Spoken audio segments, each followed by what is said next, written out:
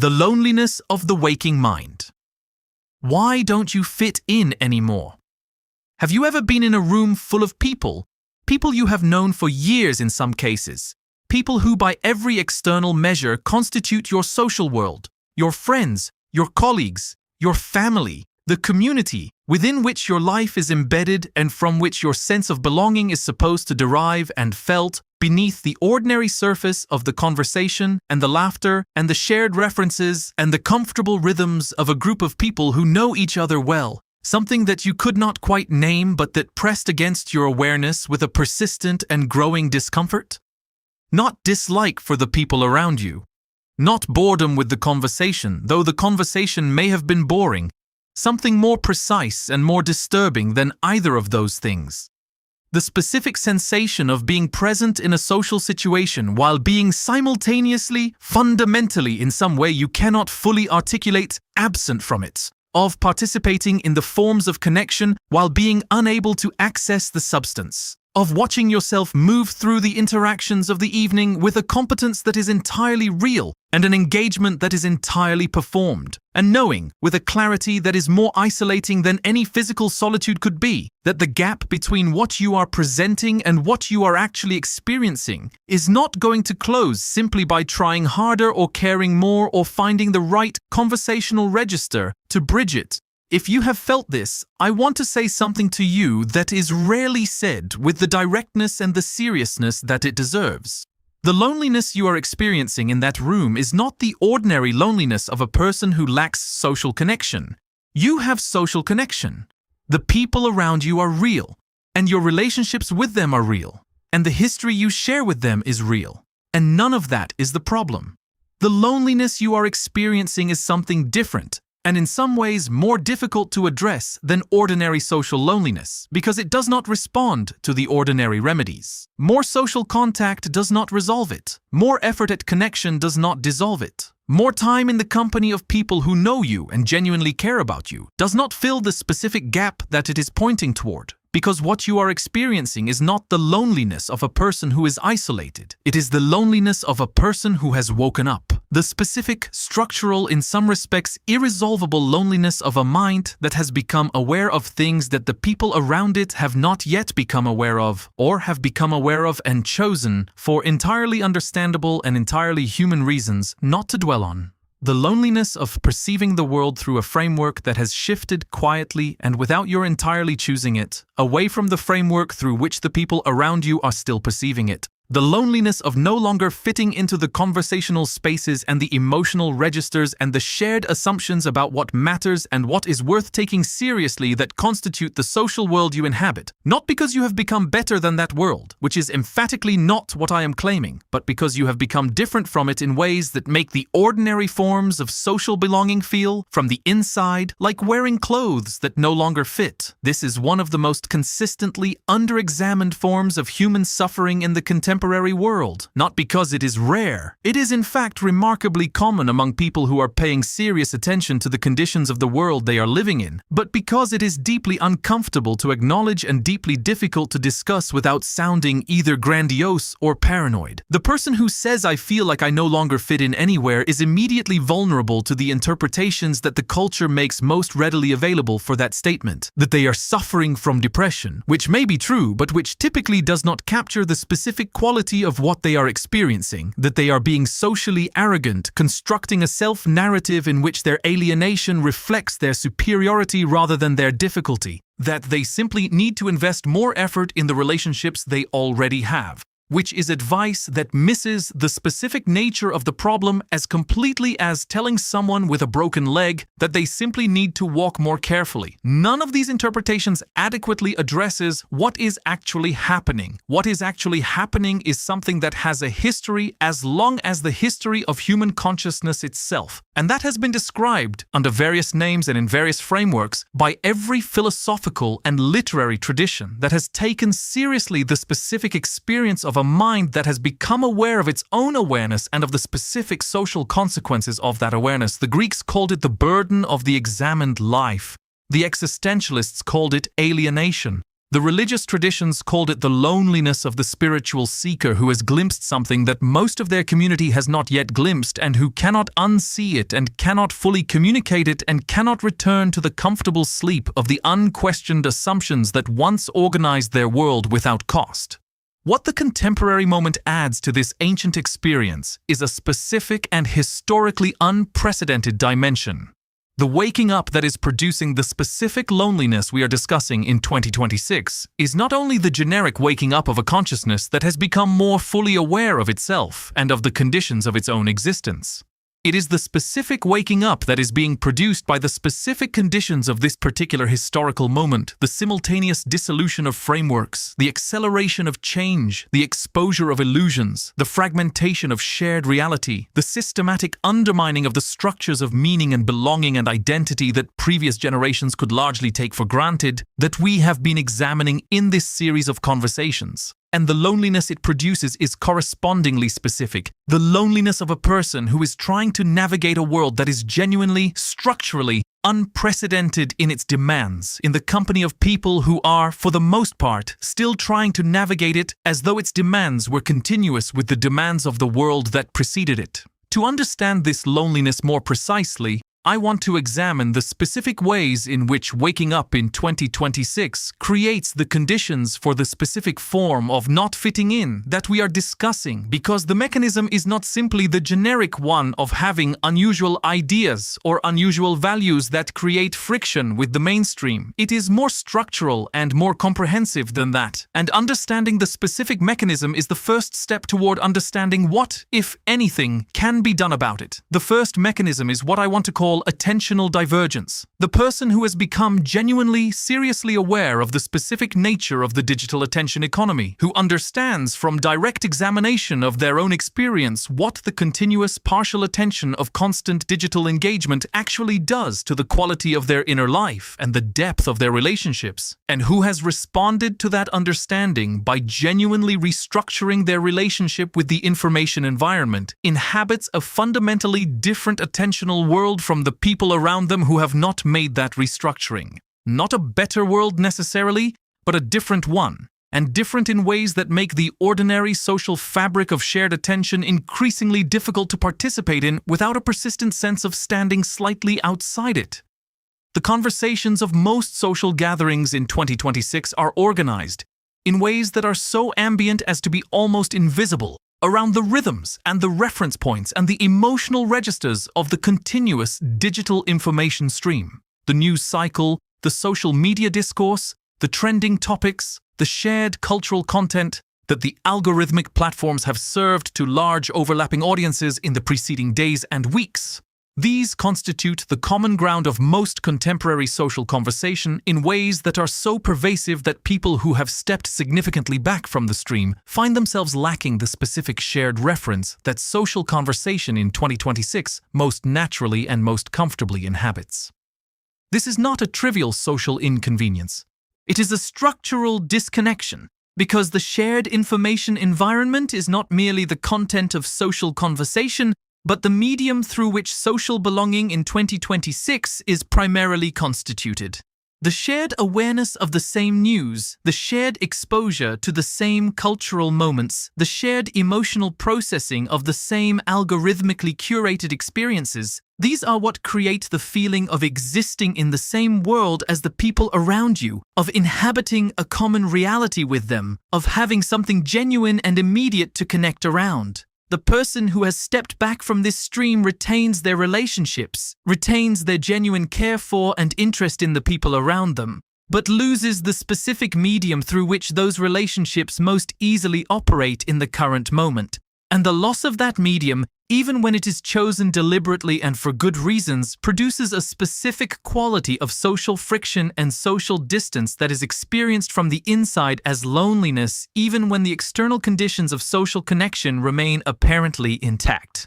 The second mechanism is what I want to call temporal divergence, the specific experience of thinking on different timescales from the people around you.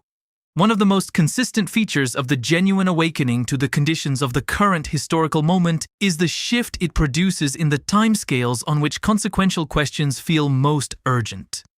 The person who has genuinely absorbed the implications of the AI transition, of the ecological trajectory, of the dissolution of shared reality, of the crisis of human meaning, is a person for whom the questions most worth serious attention and serious concern operate on timescales of years and decades rather than the hours and days that the information environment of 2026 is designed to make feel most urgent and most real. The person thinking on the timescale of years and decades, genuinely preoccupied with the question of what the world will look like for their children, and what kind of cognitive and moral and community-building capacities the current generation needs to develop in order to navigate conditions that are going to be genuinely unprecedented, is not going to find the conversation that most social gatherings naturally drift toward. The conversation of the latest news cycle and the latest cultural controversy and the latest iteration of the ongoing drama of whatever is currently trending, adequately engaging,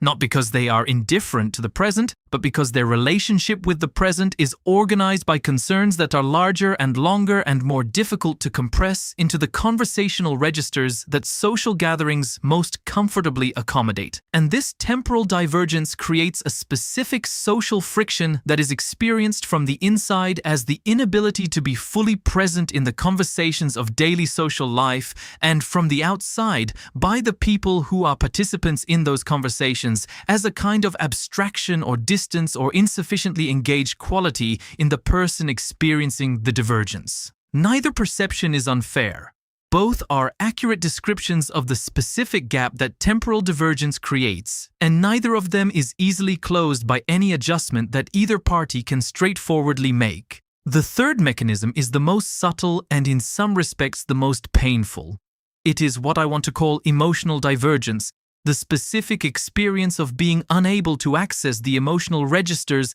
that social life in 2026 most naturally and most rewardingly inhabits, not because you lack emotional depth or emotional capacity, but because the emotional architecture of contemporary social life is organized around a set of assumptions and a set of shared stories about what is happening and why it matters and what the appropriate emotional responses to it are, that a genuinely awakened awareness can no longer fully endorse. The enthusiasm that most social gatherings expect to share about certain kinds of achievement, about certain kinds of consumer experience, about certain kinds of life milestone, requires for its genuineness a relationship with the underlying assumptions of the consumer economy and the professional status hierarchy and the cultural consensus about what constitutes a good and successful life that the specific awakening we have been discussing tends to fundamentally disrupt. The person who has genuinely reckoned with the question of what makes a human life meaningful, who has genuinely examined the specific conditions required for genuine flourishing rather than its performance, who has genuinely sat with the possibility that the most widely shared assumptions about what success looks like and what a good life consists of are not merely inadequate, but are actively pointing in a direction that is antithetical to genuine human flourishing,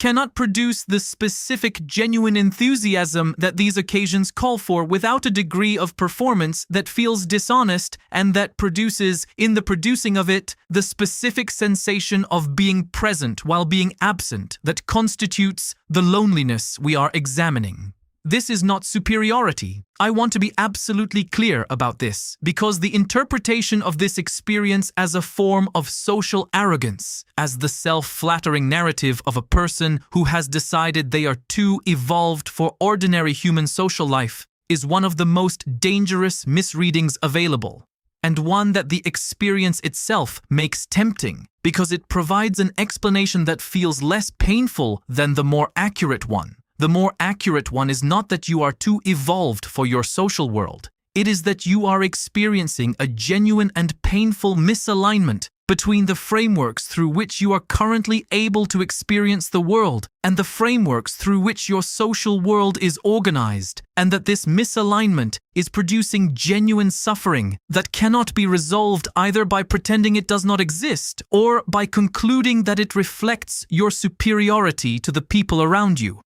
It can only be resolved to the extent that it can be resolved by engaging with it honestly and with considerable patience and with a willingness to hold the specific discomfort of genuine complexity rather than collapsing it into any of the simpler and more immediately comfortable narratives available. Now, I want to examine something that is rarely discussed in the context of this specific form of loneliness, and that is its relationship to what might be called the paradox of clarity. One of the most consistent features of the experience of waking up, of becoming genuinely aware of the conditions of the current historical moment, is that the clarity it produces is not a comfortable or a stable state. It is not the arrival at a place of settled understanding from which the world becomes comprehensible and navigable in ways it was not before. It is more like the specific discomfort of being able to see something clearly that most people around you are not yet seeing,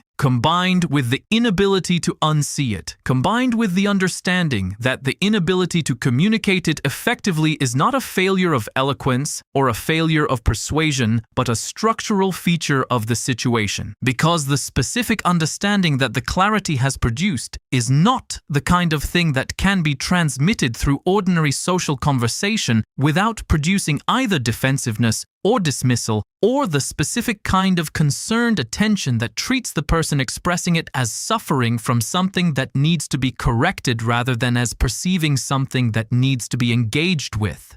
This paradox, the paradox of being made more isolated rather than more connected by the specific kind of clarity that genuine engagement with the conditions of the current moment produces, is one of the defining features of the intellectual and emotional landscape of 2026 for the people who are paying the most serious attention to it. And it is one of the primary generators of the specific loneliness we are discussing, because it means that the very thing that makes genuine connection most urgently needed, the experience of carrying a clarity that feels both important and isolating, is also the thing that makes genuine connection most structurally difficult to achieve through the ordinary mechanisms of social life. The person carrying this clarity needs to talk about it. Not in the sense of wanting to deliver lectures or convert their social circle to their perspective, but in the more fundamental human sense of needing to share the weight of a significant perception with another person who can genuinely receive it. The difficulty is that genuine reception of this kind of clarity requires a specific form of preparedness in the receiver, a specific willingness to engage with genuinely uncomfortable implications without retreating to the comfort of dismissal or the defense of existing frameworks that cannot be assumed in ordinary social contexts and that cannot be created through the ordinary mechanisms of social conversation. This is why one of the most common experiences of people navigating this specific form of loneliness is the discovery that the conversations that most need to happen are the ones that most consistently fail to happen in the social contexts that are most naturally available for them. The dinner party conversation about the AI transition that becomes, within minutes, either a reassuring exchange about the exciting opportunities it presents or a defensive assertion that the concerns being raised are overblown.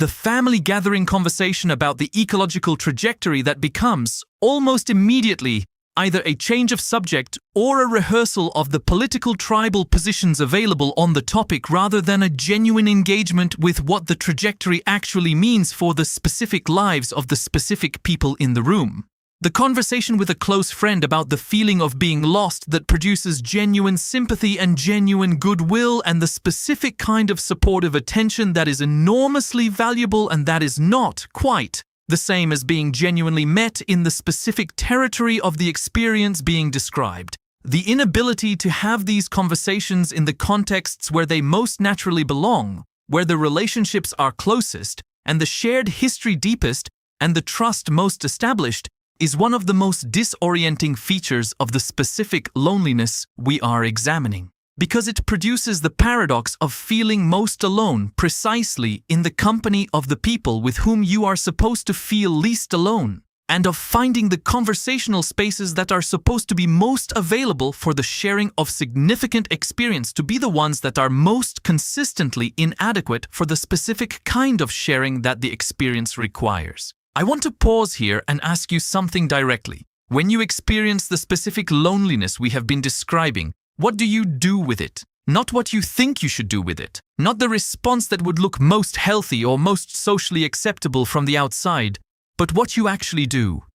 Do you retreat further into the inner world where the clarity lives, spending more time with the ideas and the frameworks and the understanding that produce the loneliness in the first place? Finding in that retreat a kind of companionship with the ideas themselves that partially compensates for the social companionship that the loneliness is marking the absence of. Do you push in the opposite direction, spending more time in social engagement, more time performing the registers of connection that the social world around you makes available, hoping that the performance will eventually generate the genuine thing even as the gap between performance and experience continues to widen? Do you oscillate between these two responses, spending periods of intense social engagement followed by periods of intense withdrawal, finding that neither pole provides what you are actually looking for, but that neither can be entirely abandoned? I ask these questions not to produce a more refined analysis of the problem, but because the specific answer, your specific answer, is the most accurate available guide to what the genuine response to your specific experience of this loneliness requires. Not because the response I am about to describe is one size fits all. It is not. But because the specific way in which you have been responding to the loneliness is the most direct available evidence of what it has and has not yet found, and therefore the most useful starting point for thinking about what it is still looking for. The genuine response to the loneliness of the waking mind has several dimensions, none of which is sufficient on its own, and all of which work together in ways that make each of them more effective than any of them would be in isolation. The first dimension is the acceptance of the loneliness as real and as genuinely belonging to the experience of genuine awakening, rather than as a problem to be solved through sufficient social optimization or as a symptom to be treated through sufficient psychological intervention. This is not the resignation of a person who has given up on connection. It is the honest acknowledgement of a person who has understood that the specific form of connection they most need is not available through the most immediately accessible social channels, and that trying to force the most immediately accessible channels to provide what they are not designed to provide will only deepen the loneliness rather than address it. The acceptance of the loneliness as real, as genuinely belonging to the experience of genuine awakening, and as genuinely pointing towards something specific rather than simply reflecting a general deficit of social skill or social investment, is the specific shift in relationship to the experience that makes genuine response possible. Because as long as the loneliness is experienced as a failure, as something that should not be happening and that reflects inadequacy in you or in your social world, the energy that might be directed toward genuine response is directed instead toward the management of the shame and the self-criticism that the failure interpretation generates.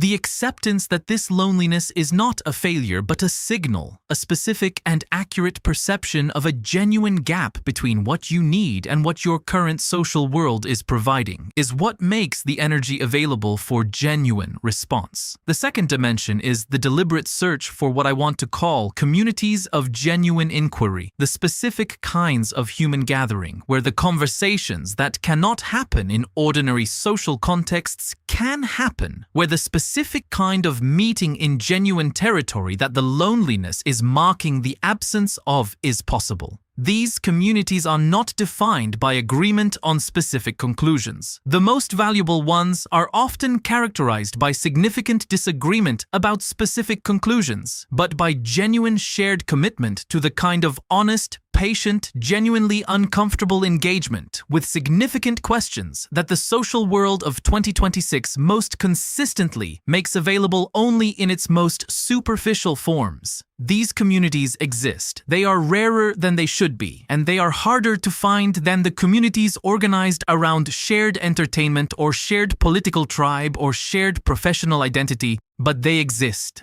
They exist in certain physical spaces, certain educational settings, certain civic organizations, certain religious communities that have maintained a genuine commitment to the examined life, rather than retreating into the comfort of unchallenged orthodoxy. Certain informal gatherings of people who have found each other through the specific gravitational pull of shared serious curiosity about the conditions of human life in the current moment. Finding them requires a different kind of searching than the kind most people use to find social connection, because they do not advertise themselves in the ways that most social communities advertise themselves, and because the specific quality of engagement they offer is not immediately visible from the outside in the way that the more immediately appealing features of other social communities are immediately visible. Finding them requires the willingness to attend and to keep attending to conversations that do not immediately produce the feeling of genuine meeting, in the hope and on the faith that the genuine meeting, when it eventually occurs, will be recognizably different from the performance of meeting that has been occupying its place. The third dimension is the cultivation of what I want to call honest differentiation, the specific social capacity of being able to occupy genuine relationships with people who do not share your frameworks without either pretending that the difference does not exist or allowing it to become the defining feature of the relationship that prevents everything else from being genuine. This is one of the most difficult and most important social skills available for navigating the specific loneliness we are discussing, because the most natural responses to the discovery of fundamental framework divergence with people you care about are either the performance of agreement, which produces the specific sensation of being present while absent that we identified at the beginning of this conversation, or the withdrawal from the relationship, which confirms rather than addresses the loneliness. Honest differentiation is the middle path between these two responses. It is the capacity to be genuinely present in a relationship while being genuinely honest about the specific ways in which your frameworks differ, neither demanding that the other person adopt your framework nor pretending that the difference does not create genuine friction and genuine limitation in what the relationship can provide. It is the capacity to genuinely love and genuinely care for people who are seeing the world through frameworks that you can no longer inhabit without dishonesty, and to be genuinely loved and genuinely cared for by them in return, while acknowledging honestly that the specific form of genuine meeting that the loneliness most urgently requires is not something that those relationships, however real and however valuable, are currently able to provide. This capacity requires a specific kind of emotional maturity that the culture of 2026 does not particularly encourage, because the culture of 2026 tends to organize social worlds around shared identity and shared framework rather than around the more demanding and more genuinely plural model of genuine relationships across genuine difference. The tribal logic of contemporary social life, the tendency to organize connection around shared political identity or shared cultural identity or shared philosophical identity, actively discourages the specific form of genuine relationship across genuine framework difference that honest differentiation requires.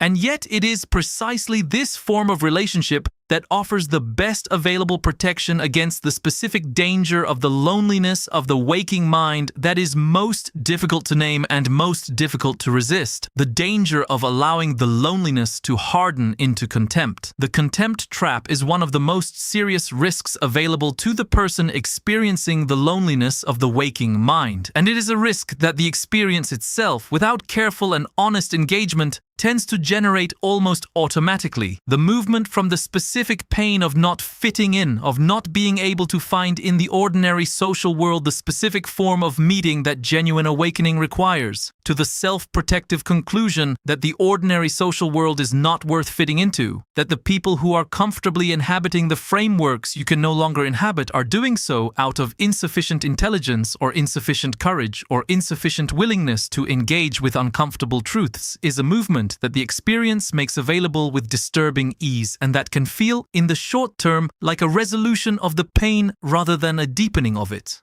It is not a resolution. It is a transformation of the loneliness into a form that is more self-righteous and therefore more comfortable to carry, but that is also more isolating, more socially corrosive, and more fundamentally dishonest than the original pain that it is replacing. The people who are navigating the ordinary frameworks of 2026 with apparent comfort and apparent unreflective acceptance are not, for the most part, people who have examined those frameworks and found them genuinely adequate. They are people who are managing the same fundamental uncertainties and the same fundamental inadequacies of the current human condition that the waking mind has become explicitly aware of, but managing them through different mechanisms. Mechanisms that the waking mind has found insufficient or dishonest or inadequate to the actual conditions of the situation, but that are not therefore simply failures of intelligence or failures of courage. They are managing them through the genuine human mechanisms of community and routine and the comfort of shared frameworks that have always provided the majority of human beings with sufficient orientation to navigate the conditions of their era without requiring the specific and costly form of explicit engagement with those conditions that the waking mind has undertaken. This is not a lesser form of human existence. It is a different one, with its own genuine goods and its own genuine limitations. Just as the waking mind's form of existence has its own genuine goods, including the specific clarity and the specific depth of engagement that genuine awakening makes possible, and its own genuine limitations, including the specific loneliness that we have been examining. Holding this honestly without either collapsing the difference or constructing a hierarchy in which one form of navigation is simply superior to the other, is the specific intellectual and moral task that the loneliness of the waking mind most urgently requires of the people who are experiencing it.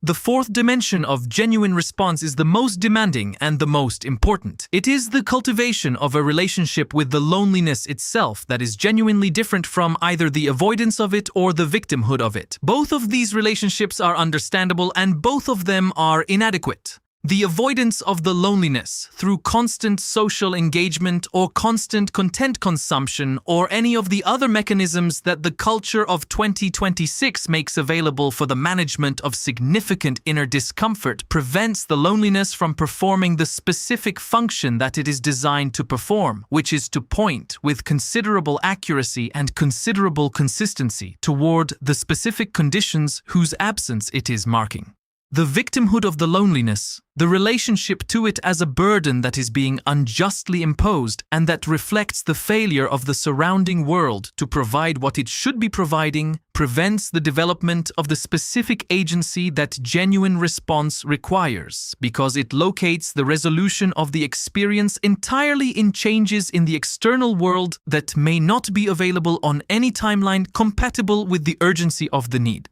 The genuine relationship with the loneliness, the one that makes it available as a navigational instrument rather than simply as a form of suffering, is the relationship of genuine curiosity. The relationship of a person who is willing to sit with the specific discomfort of the loneliness long enough and honestly enough to hear what it is actually saying, not the generic message that you need more social connection, which is true but insufficient, not the self-flattering message that you are too evolved for the social world around you, which is false and harmful, but the specific message that this specific loneliness, in its specific texture and its specific recurring triggers and its specific quality of pointing toward an absence that has a specific shape,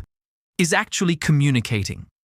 Because the loneliness of the waking mind is not a random or undifferentiated suffering. It is a remarkably specific signal pointing toward the specific gap between what your awakened awareness has recognized as genuinely necessary for genuine human flourishing and what the specific conditions of your specific life are currently providing. And that gap, however painful to perceive, is the most accurate available map of what genuine response to your specific situation requires. Throughout the history of human thought, the people who have most successfully navigated the specific loneliness that genuine awakening produces have shared certain characteristics that are worth attending to in the context of the specific challenges of 2026.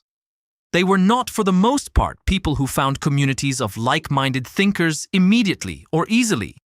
The philosophers and the scientists and the prophets and the artists whose awakening produced work that eventually transformed the frameworks through which their contemporaries understood the world, typically spent significant periods of genuine and painful social isolation before finding the specific communities and the specific relationships in which their clarity could be received and engaged with rather than dismissed or feared. They were people who had developed, through the experience of carrying their clarity in conditions of social isolation, a specific capacity to be genuinely companioned by the work itself, by the specific intellectual and creative engagement with the questions that their awakening had made urgently important, in ways that provided genuine sustenance in periods when the social companionship of genuine meeting was not available. This is not the same as preferring isolation to connection. It is the specific capacity to not require constant social validation of the significance of your experience in order to continue engaging genuinely with it, the capacity to trust the clarity of your own perception even in conditions where the social world is not confirming it. They were also, almost universally, people who had maintained genuine connection with people who did not share their frameworks, not as a social performance or as a strategic choice, but as a genuine commitment to the irreducible value of human relationship that persists across framework difference.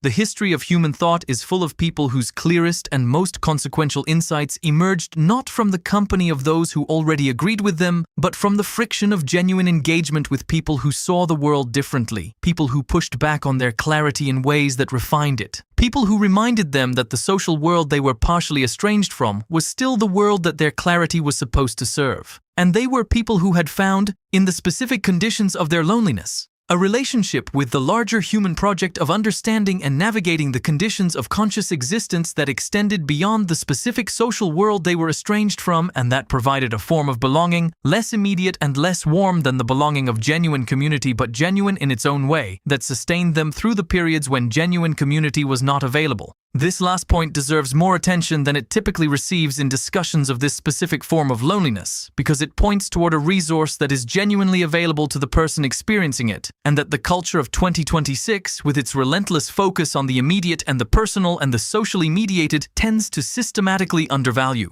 The person who is experiencing the loneliness of the waking mind in 2026 is not alone in any historical sense. They are part of a long and distinguished tradition of human beings who have found themselves, through the specific combination of their natural cognitive tendencies and the specific historical conditions they were born into, awake to things that their immediate social world was not yet awake to, and who have navigated that condition with varying degrees of success and varying degrees of suffering, but who have left behind, in their work and in the records of their lives and in the traditions they helped to create, specific evidence that the loneliness can be navigated without destroying either the clarity that produced it or the capacity for genuine human connection that the loneliness is marking the absence of. The connection to this tradition, which is available through the specific practice of genuine engagement with the most serious human thinking about the conditions of conscious existence in difficult times, is not a substitute for the immediate human connection that the loneliness most immediately requires. But it is a genuine form of companionship across time and across the specific framework differences that immediate social context makes so difficult to navigate, and it is a form of companionship that the waking mind is, by the very nature of its awakening, unusually well positioned to access and to find genuinely sustaining. I want to close with something that I want you to hold as more than a rhetorical gesture, as a genuine and specific claim about the nature and the value of the specific experience we have been examining. The loneliness of the waking mind is not simply a cost to be borne. It is not simply a suffering to be managed or a deficit to be compensated for. It is, in its most honest and most fully inhabited form, one of the most accurate available perceptions of what the current moment in human history actually is, and of what genuinely adequate response to it actually requires.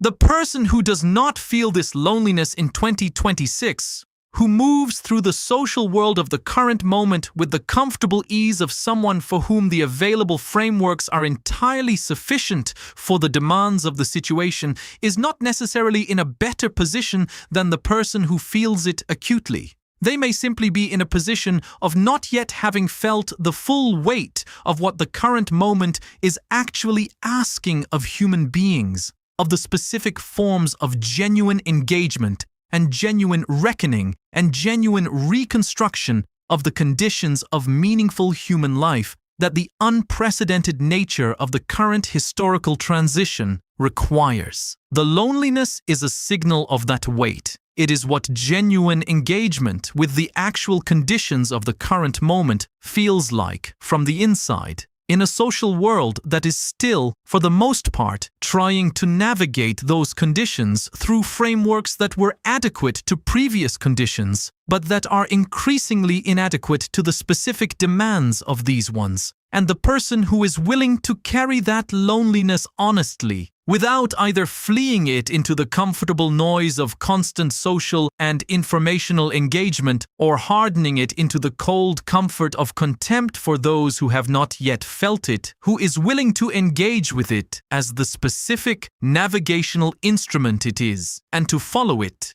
patiently and with genuine intellectual and moral courage toward the specific conditions whose absence it is marking, is doing something that is genuinely and importantly valuable. Not just for themselves, for the larger human project of understanding what genuine human flourishing requires in conditions that are genuinely unprecedented, and of beginning to build, however slowly and however imperfectly and however incompletely, the specific conditions that that flourishing requires. You do not fit in anymore because you have woken up to something real. The question is not how to fit in again. It is what to do with what you can see. And the answer to that question, however uncomfortable and however incomplete, is the most important thing you can spend your clarity on.